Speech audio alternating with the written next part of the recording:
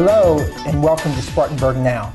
My name is Dean Hebel. I'm the Executive Director of 10 at the Top. We are a regional organization here in the upstate of South Carolina, created as we look at the future growth of the region and the projection that we're going to add as many as 275,000 new residents and 200,000 new jobs over the next 20 years.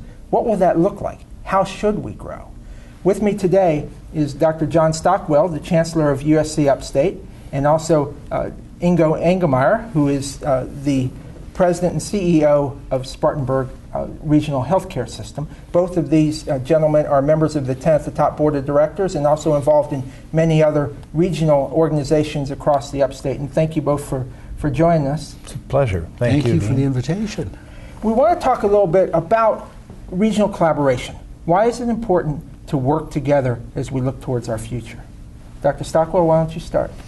Well, it's it seems so obvious to us that it's almost self-evident. We're profoundly interdependent across the I-85 corridor, the 10 counties at the top. We all breathe the same air. We all need the same water. We all enjoy the same recreational opportunities and facilities. We all have a stake in our communities and their tradition and their character. We all are anticipating good jobs and good career opportunities for the future, and that doesn't happen town by town or city by city.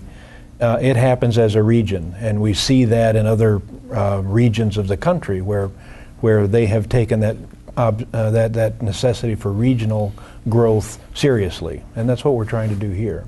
And Ingo, from your standpoint, and having been here for a number of years, what have you seen in terms of opportunities and ways that things are working together from a regional standpoint? Well, I think we had a great precedent in regional cooperation and development with our Greenville-Spartanburg Airport. That set a great example for other organizations.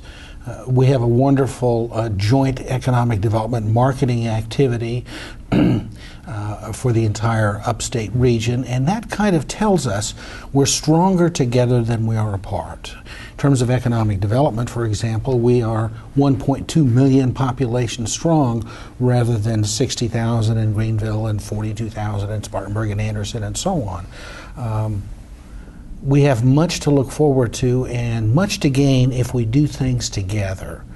We see regions like Dallas-Fort Worth, we're the same population they had in 1954, and the two population centers of Greenville and Spartanburg are 27 miles apart, about the same. We can learn much from what they should have done and might have done. And there are, as Dr. Stockwell said, examples of places across the country that are doing it. And really our competition as we look towards the future is not Greenville with Spartanburg, with Anderson and others. It is the upstate region with other regions across the world. And what have you seen in terms of opportunities for enhancing that? Dr. Stockwell? Well, I think, for example, we've got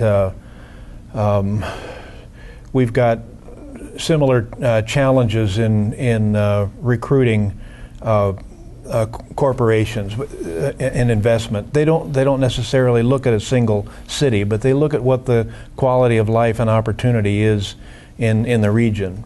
We're a region that's bookended on one side by Charlotte and on the other by Atlanta.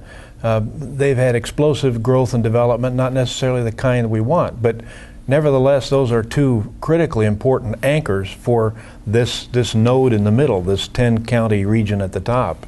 And it's the region that potential investors are looking at and face a lot of challenges, and we can meet them best together. The United States is projected to add as many as 100 million residents over the next 30 years. And of that, 70% are projected to come within 10 mega regions of the United States. And as Dr. Stockwell said, the upstate is located smack dab in the middle of one of those. Ingo, what do you think as we look at that growth? What is important?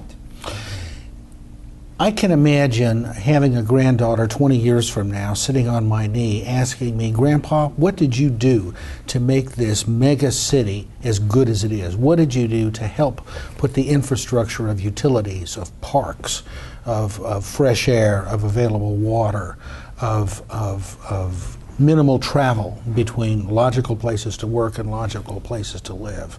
We're a bit of a blank slate in the upstate. We've got municipalities and counties with some breathing space between them, and we've still got the time to make those grow in a logical way that future generations will love to live here and stay here.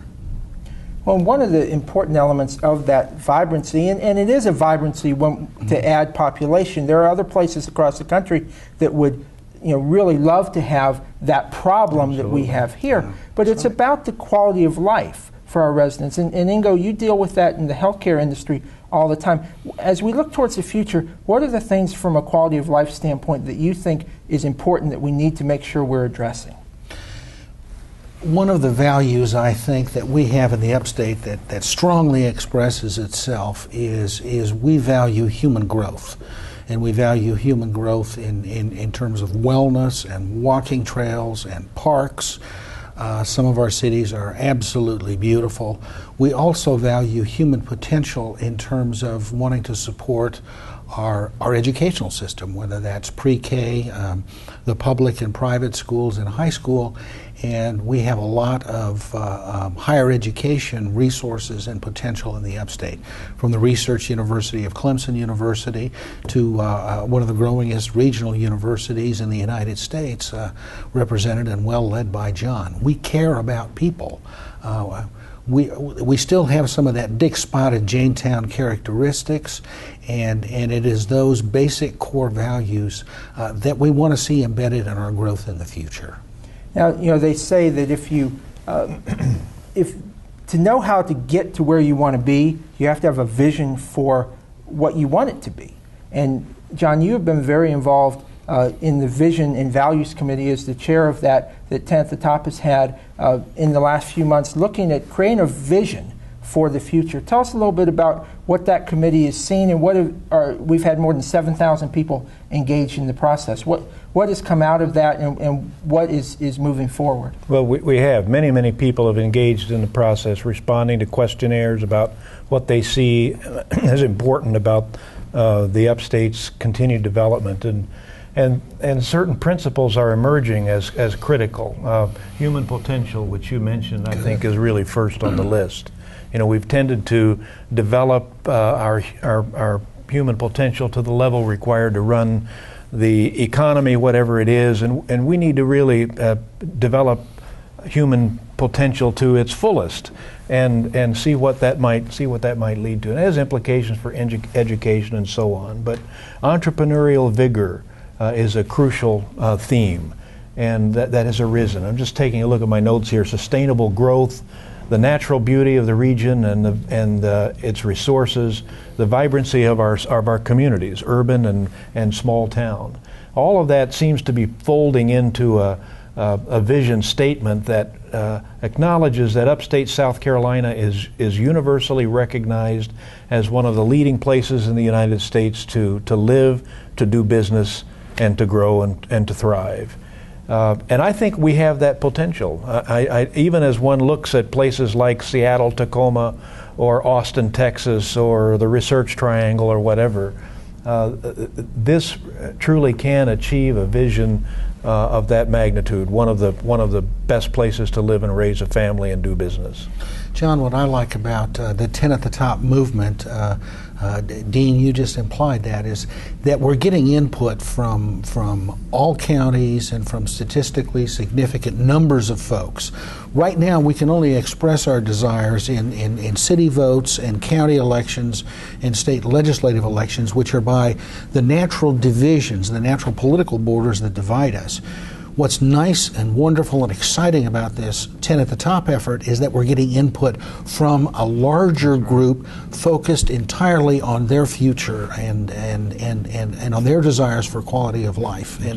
And we find, for example, an 80% consensus among those folks that we want to control our future. And our political subdivisions cannot express that because they're not divided as we are naturally divided as a population center. That's absolutely true. Well, and as we look and wrap up here, your voice matters. We're not done. We've engaged over 7,000 people in the process, but you still have an opportunity to be part of that.